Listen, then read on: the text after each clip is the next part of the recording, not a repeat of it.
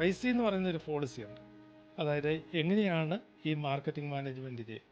ആ 5Cയിലെ ഒന്നാമത്തെ സി കസ്റ്റമറാണ്.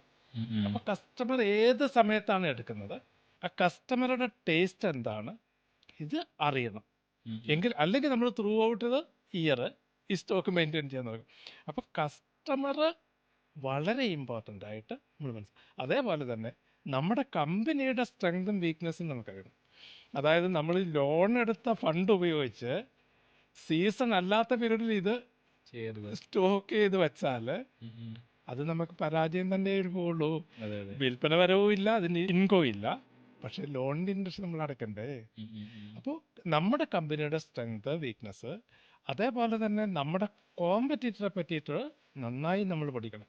ഏതെല്ലാം പ്രൊഡക്റ്റുകളാണ് മാർക്കറ്റിൽ അപ്പുറത്ത് നിൽക്കുന്നവരുടെ ഫീച്ചേഴ്സ് എന്താണ്, നമ്മുടെ ഫീച്ചേഴ്സ് എന്താണ്, ഈ കാര്യങ്ങളെല്ലാം ആ കോമ്പറ്റീറ്ററെ പറ്റി നമ്മൾ നല്ലപോലെ പഠിച്ചതിന് ശേഷം വേണം നമുക്ക് കൊണ്ടുവരാനായിട്ട്. അതുപോലെ തന്നെ നമ്മളൊരു ഹോൾസെയിലർ ആണ് എങ്കിൽ നമുക്ക് കുറേ റീറ്റെയിലേഴ്സ് ഉണ്ട്. ആ റീറ്റെയിലേഴ്സിനെ പറ്റി നമ്മൾ പഠിക്കണം. അതിന് നമ്മുടെ കൊളാബറേഷൻ അല്ലെങ്കിൽ കൊളാബറേറ്റർ എന്ന രീതിയിൽ നമ്മൾ നല്ല അനലൈസ് ചെയ്യും. പിന്നെ നമുക്ക് കണ്ടക്സ്റ്റ് എന്ന് പറഞ്ഞിട്ടുള്ള അഞ്ചാമത്തെ സി ഉണ്ട്.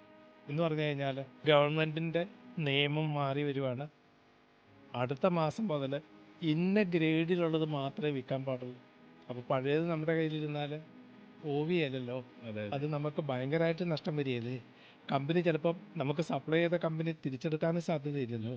അപ്പം നിയമം, നമ്മുടെ സോഷ്യൽ ലൈഫിലുള്ള കാര്യങ്ങൾ, ഇങ്ങനെയുള്ള ഈ രീതിയിലുള്ള ഒരു അനാലിസിസ് വളരെ ഇമ്പോർട്ടൻ്റ് ആണ്.